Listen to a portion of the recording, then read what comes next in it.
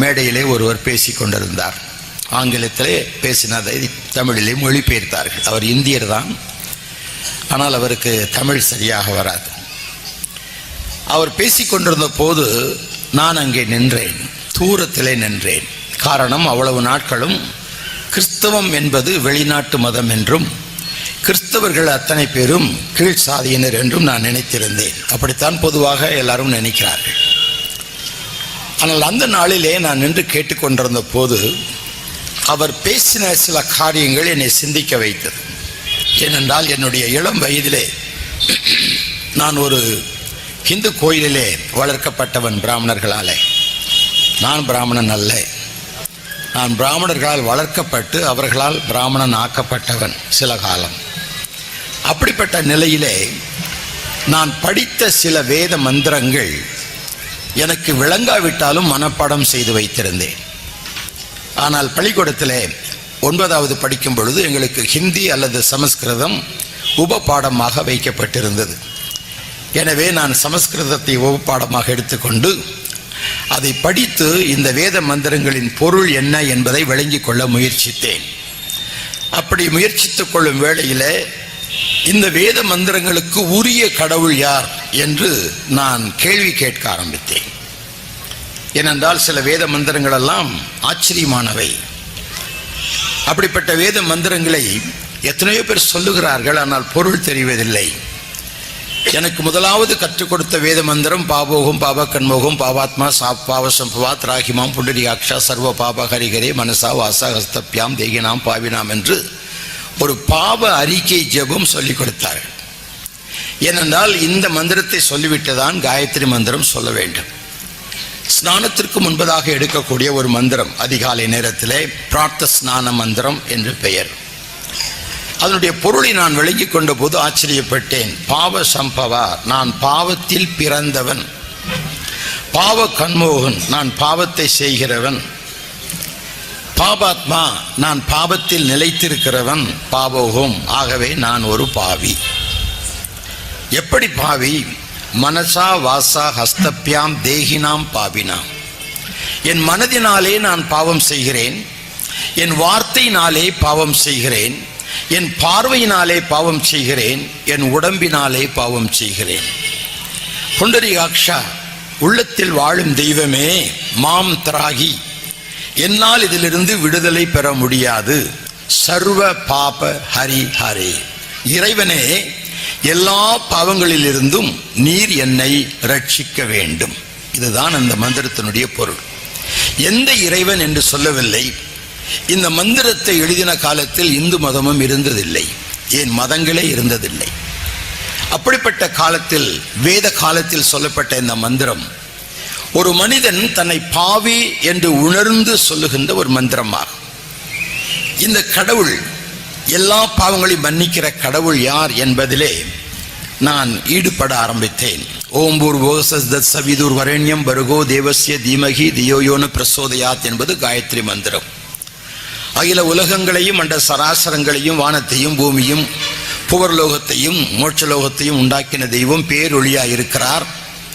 எவர் நமது உள்ளத்தை தூண்டுகிறாரோ அவரை நாம் தியானம் செய்வோமாக என்பது காயத்ரி மந்திரத்தினுடைய பொருள். இதன் அடிப்படையிலே சொல்ல சில மந்திரங்கள் அர்ச்சனை நேரத்திலே ஓம் ஸ்ரீ பிரம்மபுத்திராய நாம்ச கன்னி சுத்தானாம்ச உமாத்தாய நாம்ச விருட்சசுலர்தாய நம ஓம் ஸ்ரீ இப்படி நமக நமக என்று சொல்லும்போது இந்த பெயரை உடைய தெய்வமே என்று அர்ச்சனை செய்வதுண்டு. பிரம்மபுத்திராய நமக என்று சொல்லும் பொழுது சிருஷ்டிகர்த்தாவின் குமாரன் என்று அழைக்கப்படுகிற பெயரை உடைய தெய்வமே என்று அர்ச்சிக்கிறார். கன்னி சுத்தாய நமக, ஒரு கன்னியின் கர்ப்பத்தில் பிறந்த பெயரை உடைய தெய்வமே என்று அர்ச்சிக்கிறார். விருட்சசூல அருதாய நமக, சூலம் என்பது உங்களுக்கு தெரியும், விருட்சம் என்றால் மரம். சூலம் போன்ற ஒரு மரத்தில் பலியான பெயரை உடையவரே. மிருத்யும் ஜயா நமக, மிருத் என்றால் மரணம், மரணத்தில் வெற்றி சிறந்த பெயரை உடையவரே. சிபிலிஷ்டாய நமக, தன் மாம்சத்தை உணவாக அளித்தவரே. இப்படி பல மந்திரங்களை நான் சொல்லும் பொழுது இவைகளுக்கு உரிய ஒரு தெய்வம் யார், இந்த குணாதிசயங்கள் நான் வணங்கும் தெய்வங்களில் காணப்படவில்லையே என்ற ஒரு ஏக்கம் எனக்கு இருந்தது. நான் SSLC படிக்கும் பொழுது என்னுடைய உபப்பாடமாகிய சமஸ்கிருதத்திலே சற்று முன்னேற்றம் இருந்தது.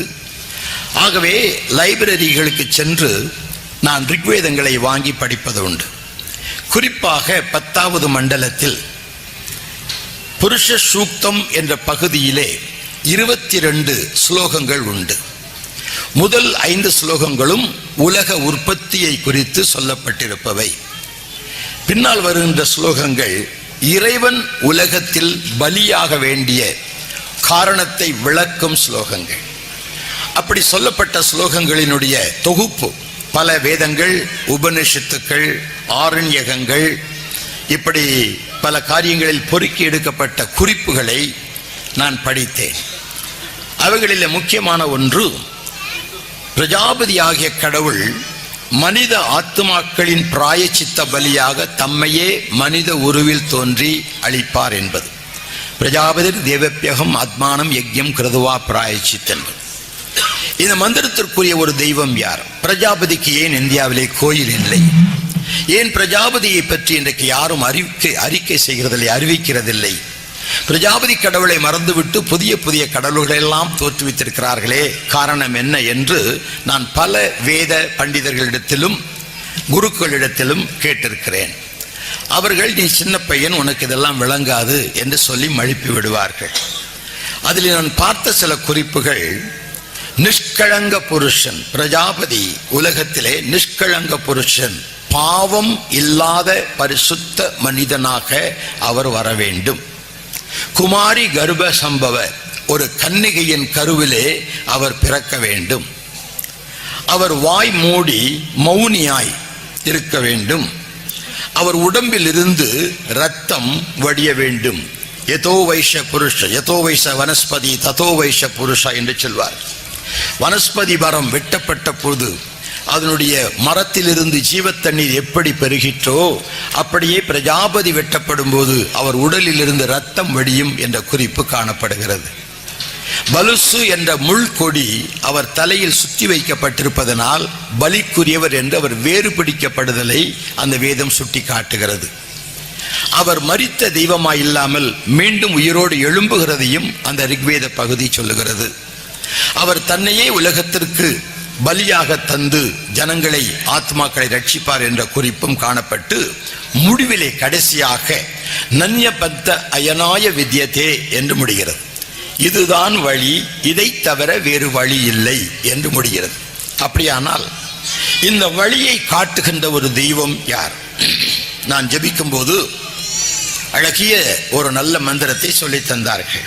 அசூதமா சத்கமயே தமோசமா ஜோதிர்கமயே மிருத்யோமா அமிர்தம் கமயே என்று.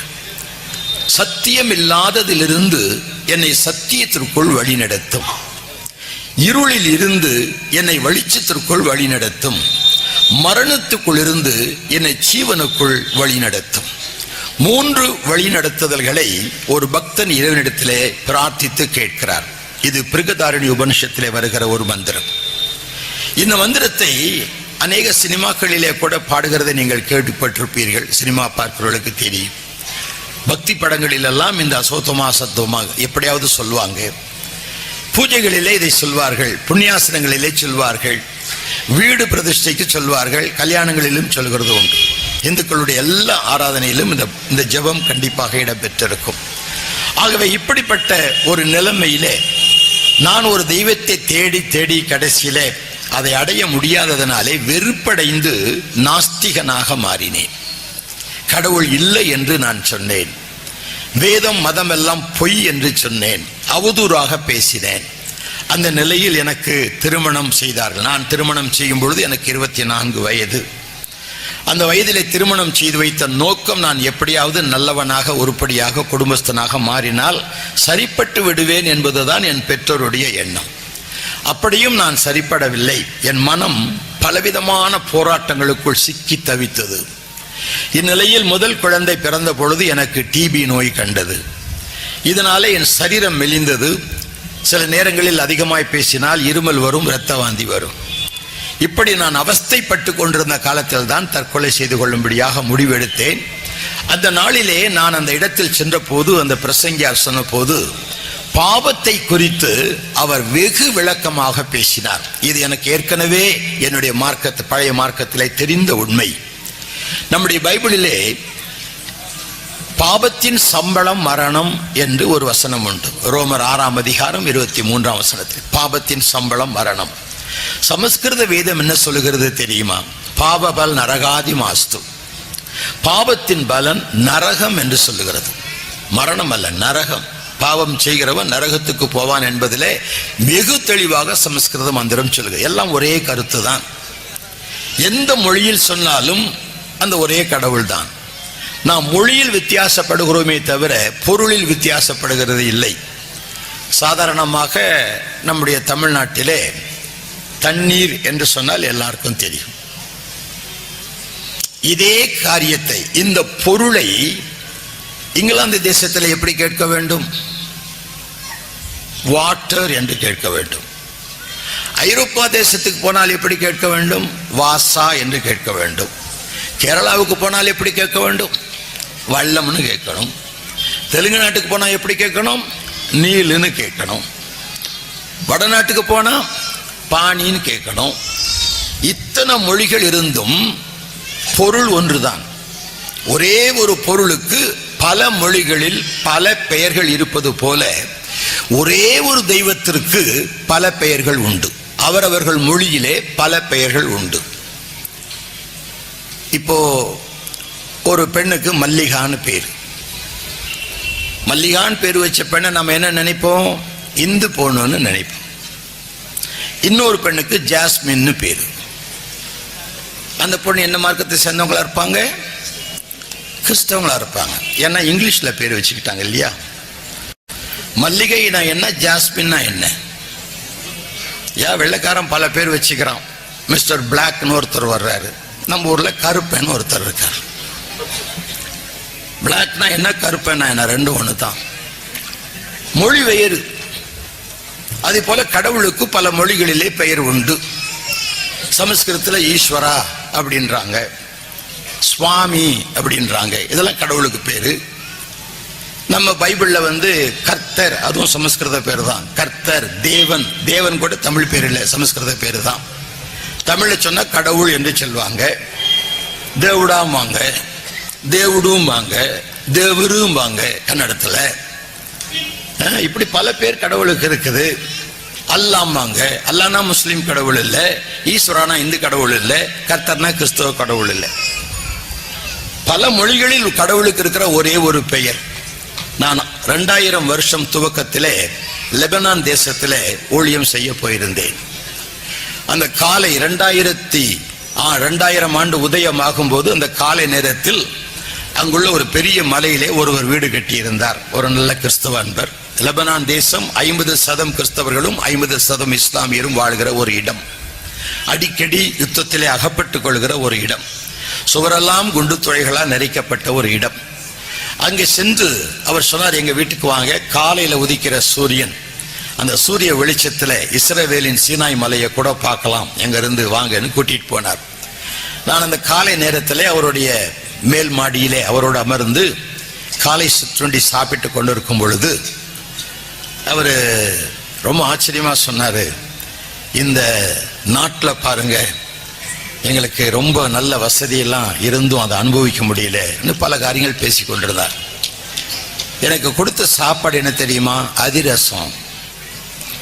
என்னடா இது, லெபனான் நாட்டில் அதிரசம் கொண்டாந்து வைக்கிறாங்களே, இது எங்க நாட்டு பலகாரமாச்சு என்ன? இல்ல எங்க நாட்டு பலகாரம். எல்லாம் அங்கிருந்து வந்த சரக்கு தான். அவர்கள் அதிரசத்தை சாப்பிடுறாங்க. நம்ம தமிழ் பைபிள்ல போட்டிருக்குதுங்க அதிரசம், இல்லையா? படிச்சிருக்கீங்களா? அதிரசம் போட்டிருக்குது. எப்படி? வறுத்த மாவனால செய்த அதிரசம், வறுக்காத மாவுல செஞ்ச அதிரசம், 2 அதிரசம் போட்டிருக்கு.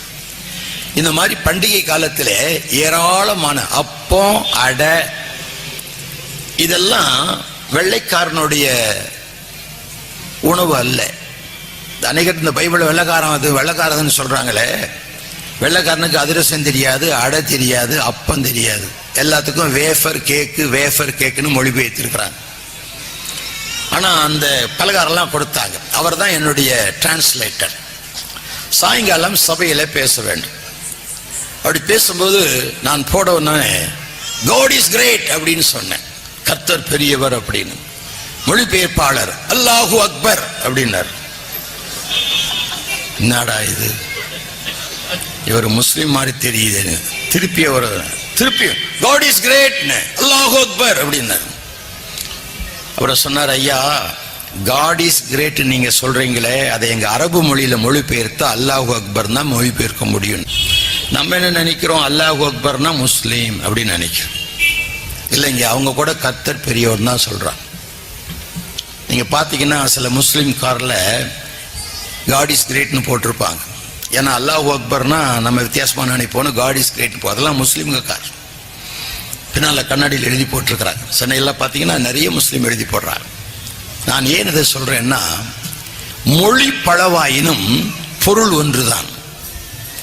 கடவுளோன் ஒருவன் ஒன்றே, ஒருவன் உண்டே, கடவுளோன் ஒருவன் உண்டே. எந்த மார்க்கத்திலும் பாருங்க, இத்தனை கடவுள் வைத்திருக்க இந்து மார்க்கத்தில் கூட ஒரு பரம்பொருள், ஒரு பராசக்தி, ஒரு கடவுள் இருக்கிறாருங்க.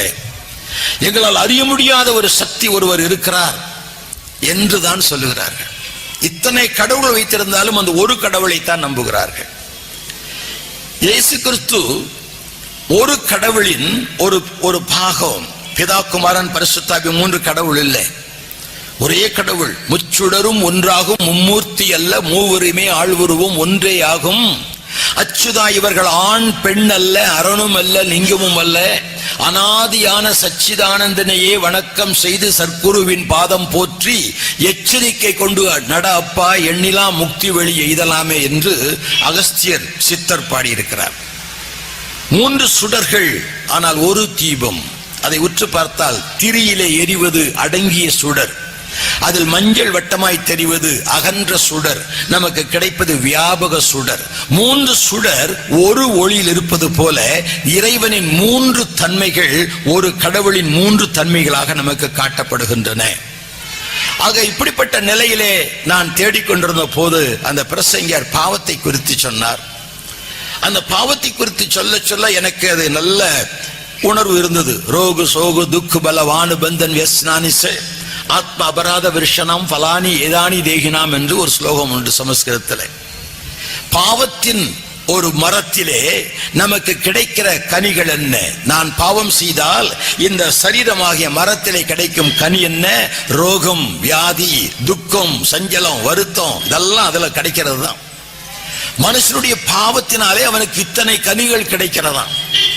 இப்படி நான் அங்கலாய்த்து கொண்டு பாவத்தை பற்றி நமக்கு தெரியும், இதிலிருந்து விடுதலை பெறுகிறதை ஏன் சொல்லவில்லை என்று நான் யோசித்துக் கொண்டிருக்கும் பொழுது அவர் இயேசுவை குறித்து பிரசங்கிக்க ஆரம்பித்தார். அப்படி சொல்லும் பொழுது அவர் சொன்னார், அவர் பரிசுத்தராக ஒரு கன்னியின் கர்ப்பத்திலே பிறந்தார், நமக்காக முள்முடியை தன்னுடைய சிரசிலே ஏற்றுக்கொண்டார், அவர் சிலுவையிலே அடிக்கப்பட்டார், அவர் உடலில் இருந்து ரத்தம் வழிந்தது, கடைசி சொட்டு வரைக்கும் நமக்காக கொடுத்து பலியானார். அவர் மரித்த தெய்வம் அல்ல, உயிர்த்த இன்றைக்கும் ஜீவனோடு இருக்கிறார். அவரை அண்டு கொள்ளுகிற அத்தனை பேரும் பாக்கியவான்கள் என்று அவர் சொன்ன போது, இந்த தெய்வத்தை அல்லவா நான் தேடிக்கொண்டிருந்தேன். இது பிரஜாபதியை சொல்லுகிறாரா அல்லது இயேசுவை பற்றி சொல்லுகிறாரா? இந்த கிறிஸ்துவின் தெய்வத்தை சொல்லுகிறாரா அல்லது பிரஜாபதியாகிய ரிக்வேத கடவுளை சொல்லுகிறாரா என்று நான் மிக கவனமாய் கவனித்துக் கொண்டிருந்தேன். அவர் செய்தியை முடித்த போது, இந்த இயேசு யாருக்கு வேண்டும் என்று கேட்டார்.